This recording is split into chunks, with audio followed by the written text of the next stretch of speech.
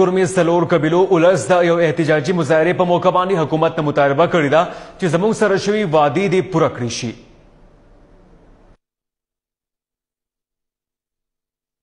د منځنۍ کورمۍ څلور قبیلو په اړه چمکني مسوزۍ الشیزۍ او مشترانو او کشرانو په صداخار کې یوه لویه پرامنه مظاهره وکړه. مظاهرچیانو په لاسونو کې کتبې نیولې وې، په کومو د دوی غوښتنې لیکل شوې وې.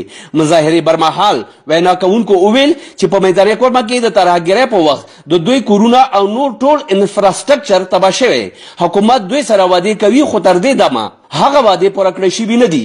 د دوی وینا وه چې د ترهګرۍ له کبله د دغو سیمو د زرو نه سوا تنان شهیدان او ژوبل شوي دي، خو دوی ته تر اوسه پورې هیڅ معاوضه نه ده ورکړی شوي او نه د تباه شوي کورونو سروې شوي ده.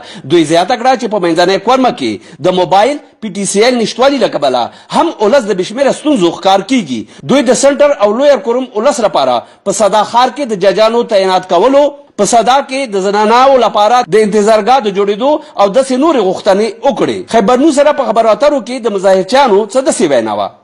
نن د مو علاقې کې 2009 کې اپریشن شوی دی، لاس کوله وشو د مو علاقې سروې نه پرې کېږي. دا د ګورنر ته د شرم خبره دلته DCE د څوره لیول افسران دي څو هم ګزارې ته دا خلک مو مجبوروي د لاسو کول نه په دغو احتجاجونو باندې په بوري درخواستونه مو ته ولیکلو، اپیلونه مو ته وکړلو. پر مینوانه اسلام آباد پرې هر دفتر هغه مرټیټ کړی، اخر کوم پېښور کې درنه وار کړله چې خدای ته وکړو موږ دا مسالې دي، کورونه مړانګ دي، پر ژلې مړي مو شوي دي، دو ماویزارو کو کورونو سروې پرا کړلو. دار بادار خوشولو کورونه خو بیکوره شولو، څه په مستپراوي باندې کومې ګاټلې وي هغه هم په د کور باندې دوړانګ شول.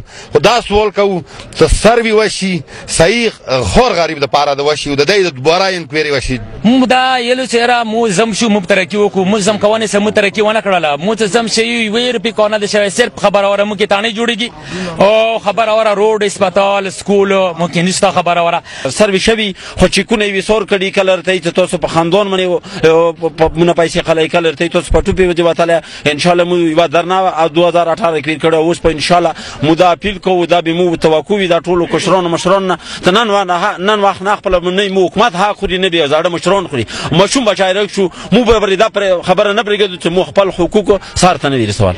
خو ولی په مظاهره کې شامل مشرانو اسسټنټ کمشنر فضل ودود او منبر صوبایي اسمبلی محمد ریاض شاهین ترمنځ د کامیابو مذاکراتو وروسته مظاهره پر امنه ختم کړی شو. کیمرامین محمد بسیط سره اقبال حسین اقبال، خیبر نیوز، صدا ضلع